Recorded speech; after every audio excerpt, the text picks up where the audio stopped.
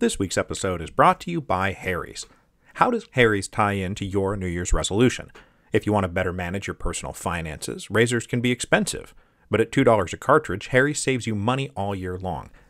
Do you want to take better care of yourself? Well, Harry's makes award-winning razors, along with a whole range of grooming essentials to keep your 2020 routine in top shape. Harry's wants you to start the new year off right.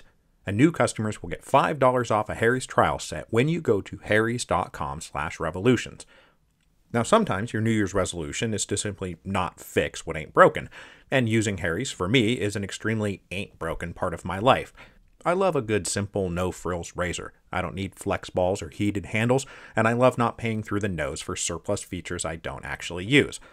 All I want is quality craftsmanship at a fair price, and that's what I've always gotten with Harry's. So Harry's has a special offer for listeners of my show. New customers get $5 off a trial set at harrys.com/revolutions. You get a 5-blade razor, weighted handle, foaming shave gel with aloe, and a travel cover.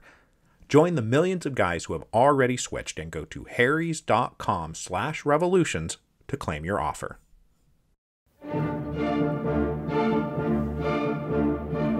Hello, and welcome to Revolutions. Episode 10.32, The Union of Liberation. So now we actually come to the Revolution of 1905. Really, seriously, I'm not kidding. An honest-to-God revolution in this 10th and final series of the Revolutions podcast. Now, if you know anything at all about the Russian Revolution of 1905, you know that its beginning is traditionally marked by Bloody Sunday in January 1905. But though Bloody Sunday is the dramatic jolt of revolutionary energy, where that which was rising up met that which was falling down, in retrospect, revolutionary energy had already been humming well beyond normal capacity all through the latter half of 1904. And this energy was not generated by socialist revolutionaries or social democrats or anarchists or neurotists, but the liberals. Liberals who seemed to be fulfilling their assigned historical destiny as ushering in that first revolution, the Democratic Revolution. Russian liberals were as shocked as anyone to be leading the revolutionary charge in 1904, given how much they seemed fated to a life of disappointed frustration.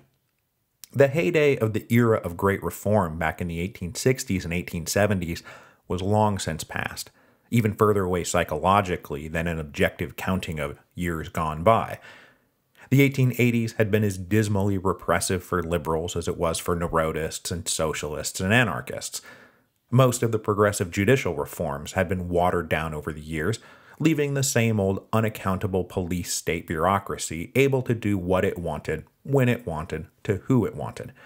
Newspapers and books could be legally published, but the censors made it nearly impossible to speak openly about political topics, and everyone went through the motions of life well aware that the Okhrana had spies and informants everywhere, that it wasn't enough to watch what you said publicly, you had to watch what you said privately.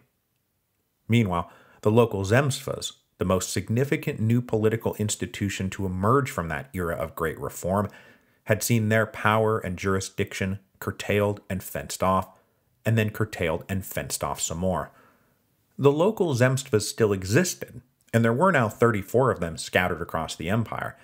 But instead of growing and spreading and making the state more democratic, they were aggressively pruned back. There was that brief flicker of hope upon the ascension of Nicholas II that things might get better, that things might change, but Nicholas told them all to give up their senseless dreams. And so it went.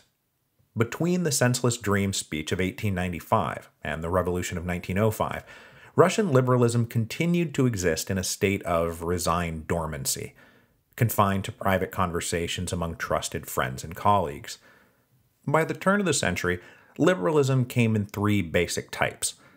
First were conservative liberals, who simply wanted the Tsar to recognize the benefits of allowing his people, at a minimum, to have a consultative voice in how the empire was run. To their left were liberal constitutionalists, who genuinely wanted what most of their social and intellectual peers in the West had, a written constitution, a representative parliament with real legislative power, civil and political rights that were respected.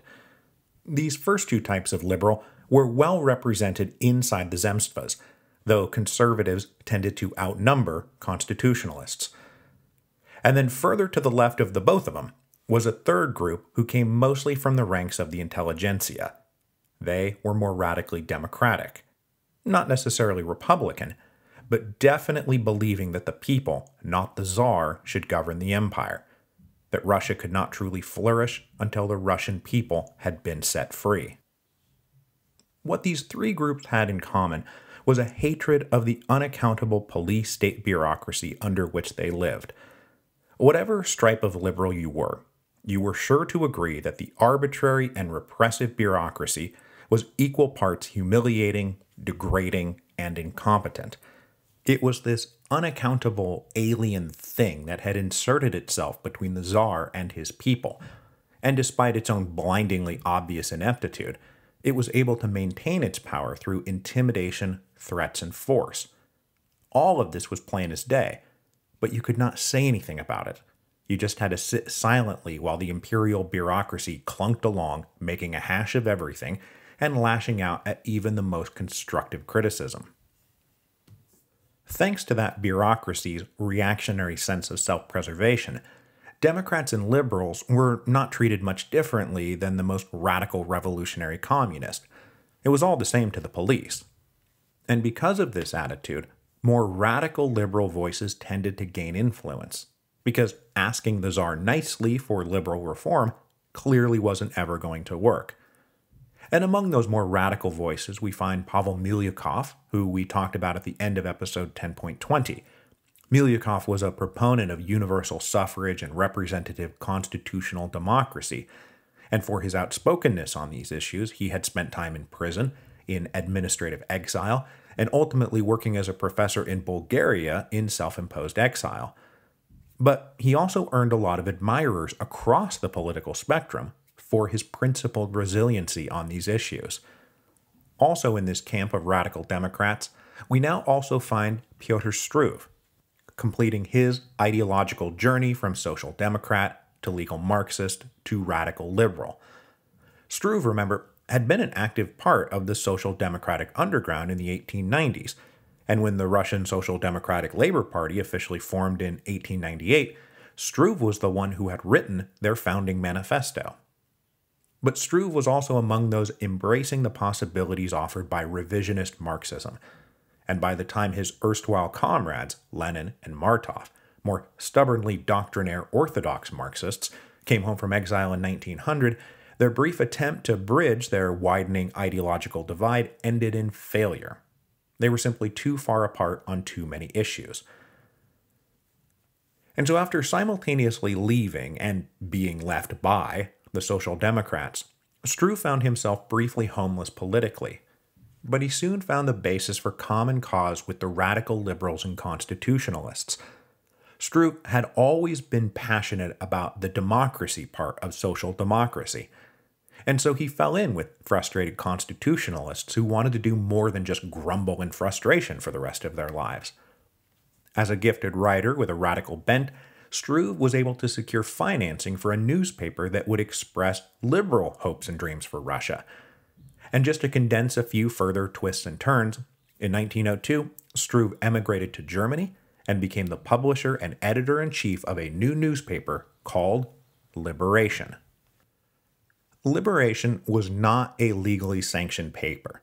It was as underground as Iskra and the SR's paper, Revolutionary Russia.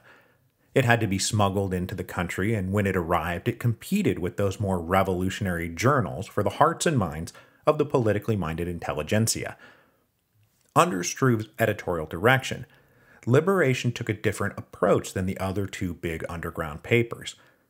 In its first issue, Liberation announced that its primary purpose would be to join together all the forces that wanted to end Tsarist absolutism. Liberation did not want to speak for the working class, or the peasants, or the bourgeoisie. It wanted to speak for the whole nation collectively. Everyone from conservative liberals to bomb-throwing SRs. Thus, the Liberation editorial line was simple: down with absolutist autocracy. Whether you wanted to achieve this through reform or insurrection, evolution or revolution, the first and foremost goal must be to destroy the current bureaucratic police state that kept them all in chains. This left the door open for social democrats who believed in a two-stage theory of revolution, SRs who believed that the principal goal of their political revolution was to overthrow the Tsar, and liberals who simply wanted the Tsar's powers legally constrained by a constitution. Now, this editorial line could be frustrating for those liberal constitutionalists like Milyukov who wanted the paper to be more forthrightly, liberal constitutionalist. But Struve was adamant on the need to form a big tent anti-Tsarist coalition to advance that cause. So the paper itself was a mix of news, editorials, and submitted correspondence.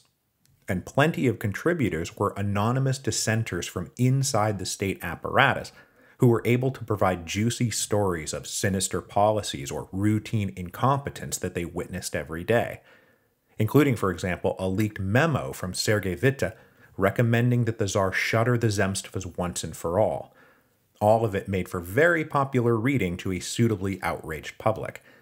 The arrival of liberation in 1902 also happened to coincide with the arrival of the arch-reactionary Plehve as the new Minister of the Interior. And his hardline attacks on anything to the left of divine right absolutism helped liberation gain a large following, running, it seems to me, just behind Iskra in terms of total number of copies printed and distributed. While Struve and his allies developed this strategic editorial line of a nationwide popular front combined in opposition to the Tsar, they also formed their own underground organization to make this dream a reality, and this organization was dubbed the Union of Liberation. But even here, the focus was entirely on the negative goal of destroying absolutism, rather than trying to promote any particular vision of what should replace it. Because once you started talking about what came next, any potential national coalition the Union of Liberation hoped to link together would instantly fracture apart. So if you think back to Lenin's argument about party membership in the Russian Social Democratic Labor Party needing to be narrow and restrictive, while the Union of Liberation defined its membership as broadly as possible. Are you opposed to absolutist autocracy, yes or no? If yes, then you're in. So the Union of Liberation included a wide spectrum of beliefs. It included Zemstva constitutionalists, liberal academics and professional types, revisionist socialists, legal Marxists, even more orthodox social democrats and SRs who saw the utility of a political, popular front at this stage in the revolutionary game. And thanks to the regime treating everything from tepid constitutionalism to radical anarchism as equally illegal, all of these people who had all of these wildly divergent beliefs actually did share a common cause. But just as the Union of Liberation was formally coalescing in January 1904, the potential anti-Tsarist coalition faced a major problem: the Russo-Japanese War. As we saw last week, the beginning of the war triggered a wave of patriotic flag-waving, and many liberals set aside domestic politics to embrace the war as a matter of national interest. Liberal leaders of the Zemstvas now wanted to join together not to attack the Tsar, but to help him win the war. In particular, the Zemstva leaders believed that their decades of experience employing doctors and setting up hospitals would be of great service to the empire, and the Zemstva leaders approached the Tsar and received his personal blessing to form an all-Zemstva organization to coordinate a national effort to recruit doctors and provide health services for the army in the Far East.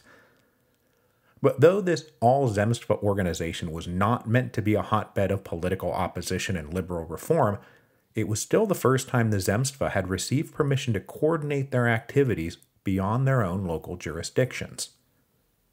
So the patriotic mood that prevailed through the spring of 1904 confused the budding liberal opposition and stymied their efforts to get united. Struve himself tried to distinguish between supporting the national war effort and supporting the regime that waged the war, but this was a muddled and unsatisfying position. But then, suddenly, all the Union of Liberation's problems were solved when the news from the front lines was all bad, bad, bad. Now, last week, I probably oversold the one-sidedness of the actual course of the Russo-Japanese War. That when it's analyzed objectively and outside the domestic political context, the war was not quite so lopsided. But if I got carried away, it was just because I was thinking about it in its domestic political context. And so even if this is one of those cases where the final score didn't exactly reflect how close the game was at times, the political reality back home was that all the news from the front lines was bad, and the consistency of the bad news was shocking and absolutely destabilizing to the regime. And the political climate back in Russia shifted as quickly as a blizzard following a heat wave. If the Union of Liberation took the patriotic beginning of the war to be one step back, then the bad news in the spring and summer of 1904 was like 10 steps forward.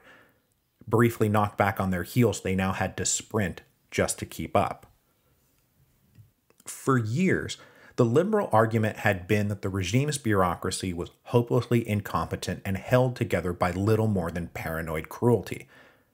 The fact that they were now getting hopelessly whipped in the Far East was proof positive that they were right all along. And then when Plehve was assassinated in July of 1904 to exactly 0 public expressions of regret, the liberals were further emboldened to press their case even harder. And it was this pressure that forced the Tsar to go against his instincts and elevate the liberal-ish Prince Mirsky to be his new Minister of the Interior in late August. Mirsky, remember, carried with him the confidence of the Zemstva leadership, and he immediately promised less draconian policies and more trust in the people. As I said last week, Mirsky was genuinely worried that things were moving in a revolutionary direction, and he wanted to head all that off. But this wasn't just about avoiding revolution for him. He genuinely believed that the state would work better if it worked in harmony with the people instead of simply imposing its will on the people. As the center of acceptable political discourse moved left, more radical elements were then able to move in a more radical direction. So Struve warned readers of Liberation not to be seduced by the mere whiff of reform that Mirsky's promotion represented. The shifting times also led the Union of Liberation to join even more radical parts of the political underground for even greater and potentially revolutionary coordination. Now, before the assassination of Plehve, a national anti-Tsarist movement had been more theoretical than real, and the liberal constitutionalists had never really had to face the prospect of accepting or rejecting partnership with more radical organizations. But after Plehve's death, this prospect now presented itself, and they answered an invitation from Finnish nationalists to attend a meeting in Paris of all anti-Tsarist groups. The SRs also accepted this invitation and sent among their delegates the unimpeachably dependable Yevna Azev, which is how the Akhrana learned all the details of who attended and what was discussed. The Russian Social Democratic Labor Party also voted to attend this conference, but when they realized the SRs would probably dominate, they pulled out at the last minute. But everyone else convened in Paris in mid-September for what was officially called the Conference of Oppositional and Revolutionary Organizations of the Russian State, but later called simply the Paris Bloc. They agreed to a common program of aggressive anti-Tsarist agitation. And while the liberals at the conference, led by Pavel Milyukov, wanted to stick to demonstrations and petitions and trying to organize some kind of national assembly, the revolutionaries were talking about stockpiling weapons and who to assassinate. And while they differed on tactics, they all left this Paris meeting agreeing not to get in each other's way, nor publicly denounce each other. They all really did share the same goal of toppling Tsarist absolutism. Now, the Union of Liberation also had members inside most of the local Zemstvas, and after this Paris Bloc meeting, they started vocally pushing for an all-Zemstva Congress to address the need for political reform. The regime was clearly weak, it was staggering, it was disoriented. And to the happy surprise of the Union of Liberation, even more conservative Zemstva leaders supported this call for an all-Zemstva Congress. By October 1904, even the usually docile legal press was making the case for greater Zemstva participation in government. What's wrong with Russians of talent, goodwill, and intelligence playing a role in public administration? The Zemstva leaders then asked Mirsky for permission to hold such a Congress, and caught between these emboldened liberals who he sympathized with and his conservative boss who was being very stubborn, Mirsky worked out a compromise whereby the Congress would not receive official sanction, but they would be allowed to meet privately for, quote, a cup of tea. Mirsky would instruct the police not to interfere. On November 6, 1904, 103 delegates representing all the local Zemstva convened in St. Petersburg. Now, one of the stipulations Mirsky had insisted upon in exchange for looking the other way while they had this cup of tea was that there would be a strict media blackout on the Congress. They could meet, but who was there and what they discussed was not supposed to be talked about out in the open. They were just supposed to tell Mirsky what they had talked about, and he would take it to the Tsar for a response. But this news blackout induced something of a Streisand effect, because not only was the fact of the Congress common knowledge, but the Ministry of the Interior insisting that nobody could speak about what happened in the Congress only heightened public interest. So as delegates departed for St. Petersburg, they were often escorted to the train station by happy, cheering crowds who believed they were sending these guys off to participate in a great momentous affair, and hopes were high that it would be a historic moment in Russian political history, the beginning of a new era of great reform. I have often seen the Zemstva Congress of November 1904 compared to the convening of the Estates General in 1789.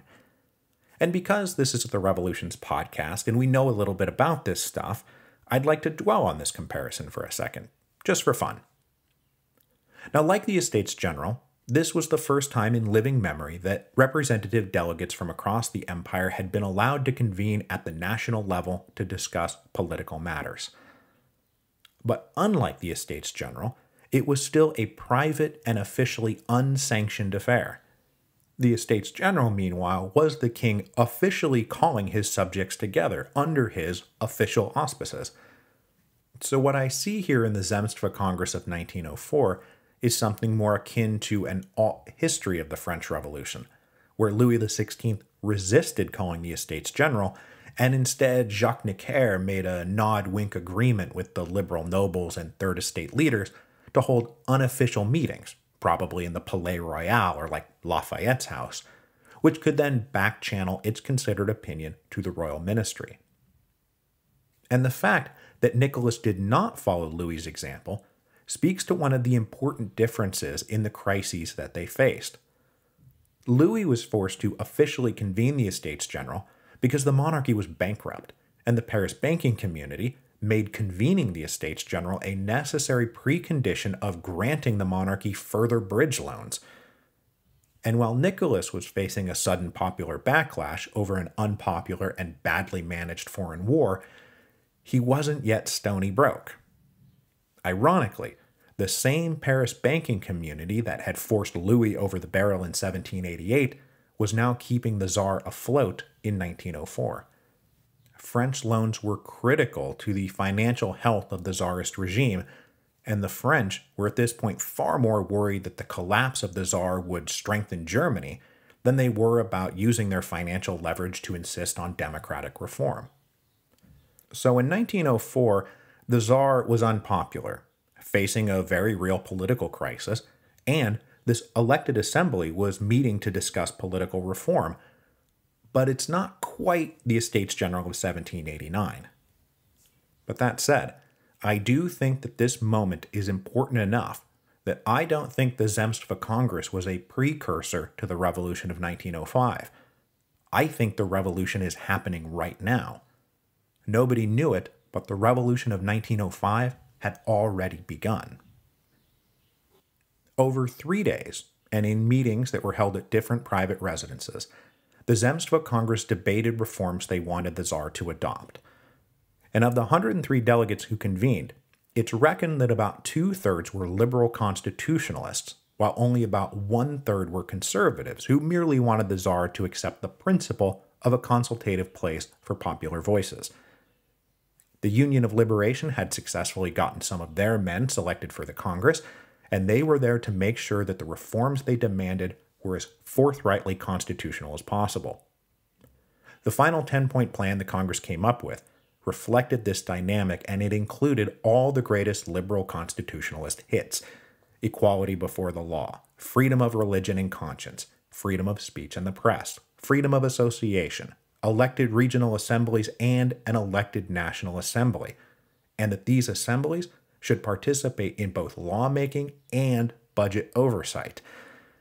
In the midst of these recommendations, they also editorialized that above all they wanted an end to abnormal and arbitrary government. They wanted to free the Tsar's subjects from the whims of an unaccountable police and an arbitrary bureaucracy. Now, to appease the conservatives, this 10-point plan avoided using trigger words like constitution and parliament, but it was still plain that they were asking for a constitution and a parliament. And after 3 days, they finished their work and they voted on this 10-point plan and then transmitted it to Mirsky, who promised to take it to the Tsar.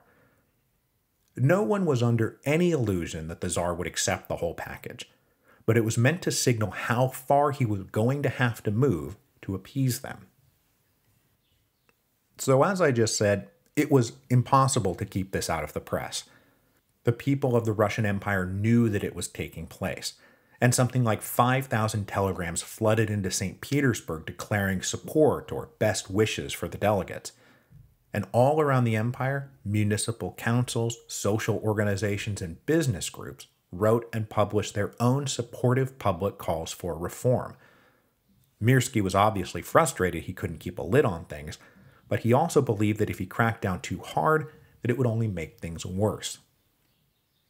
After the conclusion of the Congress, the Union of Liberation then took direct action to keep up the public drumbeat in support of reform, specifically modeling their efforts on the liberal opposition in France in 1847 and 1848, which they all knew from their history books. The Union of Liberation organized a private campaign of banquets that would skirt legal prohibitions on political meetings by billing themselves as merely private dinners. But even the cover story for these banquets sent a message, as they were allegedly convened to celebrate the 40th anniversary of the great judicial reforms of 1864. The first of these banquets was held on November the 20th in St. Petersburg and hosted 600 attendees, many of whom ranked amongst the most prominent members of the intelligentsia, the liberal nobility, and the reform-minded officer corps of the military. The quote-unquote toasts they offered were little more than political speeches supporting a constitution and civil rights and participatory government. And this kicked off a wave of such banquets. Over the next few weeks, 38 dinners were held in 26 different cities, all sounding the same call. And you had doctors, lawyers, engineers, landowners, journalists, military officers, and even reform-minded bureaucrats from all over the empire repeating the call for the necessity of political reform. Meanwhile, the press dutifully covered all these events as news stories that quoted from the speeches that were given, I mean the toasts that were given, spreading reformist ideas far and wide. And it was noted that opinions that would have gotten you sent to Siberia 6 months earlier were now boldly spoken out in the open. So that brings us to what could have been a satisfactory conclusion to all of this. Events had been moving very rapidly since the summer of 1904, and by December, expectations were high that the Tsar was going to have to bend to public opinion. Mirsky was certainly working hard on him to acknowledge this political reality. I mean, the least you could do is put some elected people on the state council. And at this point, Mirsky is literally saying, "Sir, we either do this or it's gonna be a revolution." But to Mirsky's dismay, the Tsar did not agree. He took his counsel not from the liberal Mirsky, but from conservatives in his family and his ministry, who said, "We can't agree to this. The principle of absolutism is simply too important." And so Nicholas went back to Mirsky, reiterating the same position he had held since the Senseless Dreams speech. "I will never agree to the representative form of government." But he did acknowledge that he would have to take some notice of events. So on December the 12th, the Tsar issued a decree. It was the decree everyone had been waiting for, the Tsar's official response to this great national stirring for political reform, and it was spectacularly underwhelming. It included a vague promise to strengthen the rule of law, to slightly ease up on press censorship, to expand the scope of the Zemstvas, but only at the local level. People had been expecting a feast, and instead they were thrown a few peanuts. The severe mildness of the Tsar's quote-unquote concessions struck even conservatives out there in Russian society as not being nearly enough for the moment. And then 2 days later, the Tsar followed this up with a provocative counterbalance to his concessions.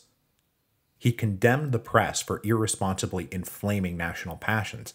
He demanded the Zemstvas take no more part in national affairs. Anyone who continued to participate in public calls for reform, especially those on a state salary, could expect to be punished in the future. This sent ripples of frustrated anger through the empire, and was greeted with downright ridicule from the population. Who does the Tsar think he is? Mirsky was devastated, and he said, "Everything has failed. Let us build jails."